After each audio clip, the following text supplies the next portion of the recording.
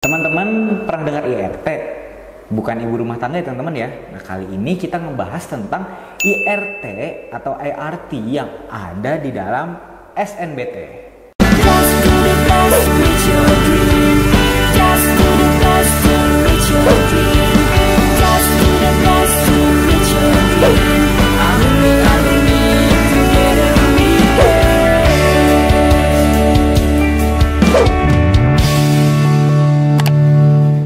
Halo teman-teman, kembali lagi bersama aku, Kak Davin.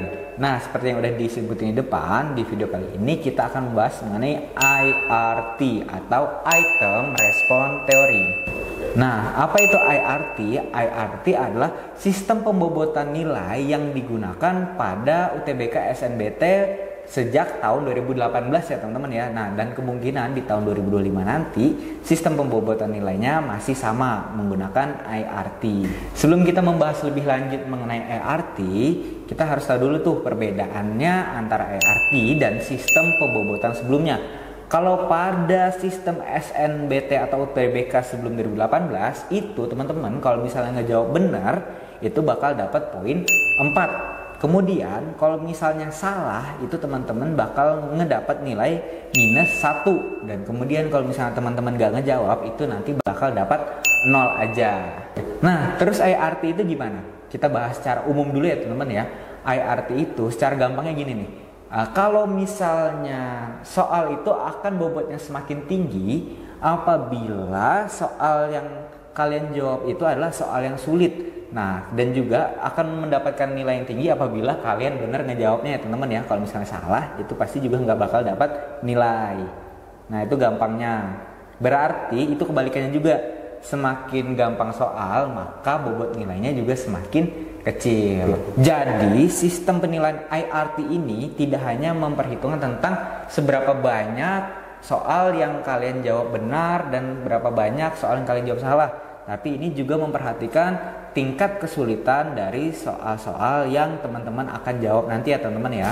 Maka dari itu, jika teman-teman nanti bisa ngejawab soal yang paling sulit, maka bobot nilai yang akan teman dapatkan juga akan semakin tinggi.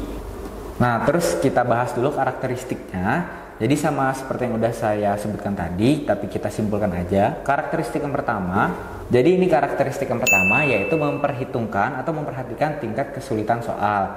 Kemudian untuk jawaban yang salah tidak diberi nilai minus atau tetap 0. Habis itu juga skor akhir tidak hanya dari apa tadi? Tidak hanya dari benar dan salahnya doang, tapi juga diperhatikan dengan tingkat kesulitan soal-soal yang kalian jawab. Maka dari itu, tadi jika soalnya semakin berat atau semakin susah, maka bobotnya juga akan semakin tinggi. Begitupun kebalikannya. Habis itu juga ya teman-teman ya, untuk soal susahnya kita itu nggak dikasih tahu soalnya yang mana aja.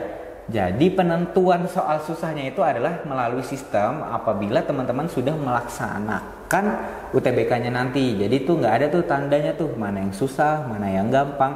Jadi semua soalnya ya udah dikasih soalnya aja. Penentuan susah apa enggaknya nanti akan dinilai oleh pihak penyelenggaranya. Terus tahapan-tahapan penilaian IRT itu gimana? Jadi tahap pertama itu nanti hasil jawaban teman-teman itu bakal dikumpulin sama pihak penyelenggara. Kemudian itu pembobotannya masih pembobotan yang standar dulu, yang mana jika semua jawaban benar akan dikasih nilai 1, dan jika misalnya salah atau tidak diisi akan diberikan nilai kosong atau 0. Nah, jadi pihak penyelenggara itu akan ngelihat dari jawaban teman-teman mana sih pertanyaan atau soal-soal yang jawaban benernya itu sedikit. Nah, semakin sedikit yang ngejawab benar, berarti itu anggapannya kan soalnya susah tuh, bisa dianggap susah sama pihak mereka. Jadi yang bisa ngejawab soal itu dan benar, dan jumlah yang ngejawabnya sedikit, yang ngejawab benarnya itu sedikit, maka akan mendapatkan bobot yang semakin tinggi. Misalnya kita utarakan adalah misalnya dapat poinnya 4. Tetapi ketika misalnya ada satu soal yang banyak banget orang bisa jawab, itu maka nilai bobotnya akan semakin kecil. Nah, tentu saja tadi jawabannya mesti benar ya teman-teman ya. Nah, jadi gitu ya konsepnya teman-teman secara dasar. Kalau misalnya yang ngejawab benar itu semakin sedikit, nah itu dianggap soalnya susah dan bobotnya semakin tinggi. Nah, kalau misalnya tadi yang ngejawab benar itu banyak di suatu soal, di satu soal, maka bobotnya akan semakin kecil. Nah, itu adalah sistem IRT. Nah, sekarang tahap yang ketiga, karakteristik setiap soal tadi itu akan menjadi dasar penghitungan skor UTBK, yang mana tadi udah kita sebutkan, semakin sedikit yang menjawab benar, maka bobotnya akan semakin tinggi, dan apabila yang ngejawab benarnya itu semakin banyak, maka bobotnya akan rendah. Nah, saran dari saya atau strateginya, saran dari saya ini, teman-teman itu mending banget ngerjain soal yang mudah-mudah dulu, nggak apa-apa bobotnya rendah, yang penting dapat poin. Kemudian baru tuh teman-teman ngerjain soal yang kalian rasa itu agak susah. Nah, dan berharap juga kemungkinan di situ adalah soal yang bobotnya tinggi. Nah, siapa tahu juga soal yang kalian anggap mudah itu juga bisa berupa soal-soal yang bobotnya tinggi, yang mana kalian bisa ngejawab sedangkan yang lain kebingungan menjawab soal tersebut.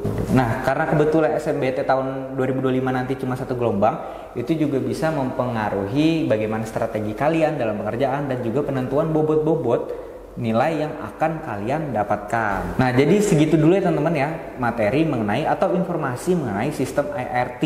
Kalau misalnya teman-teman ada pertanyaan, bisa aja komen di kolom komentar, nanti bakal kakak jawab nih. Nah, kira-kira di video selanjutnya kalian mau kakak ngebahas materi apa lagi? Jangan lupa untuk like, komen, dan subscribe GP Media Channel, dan ketemu lagi bersama aku, Kak Davin. Dadah!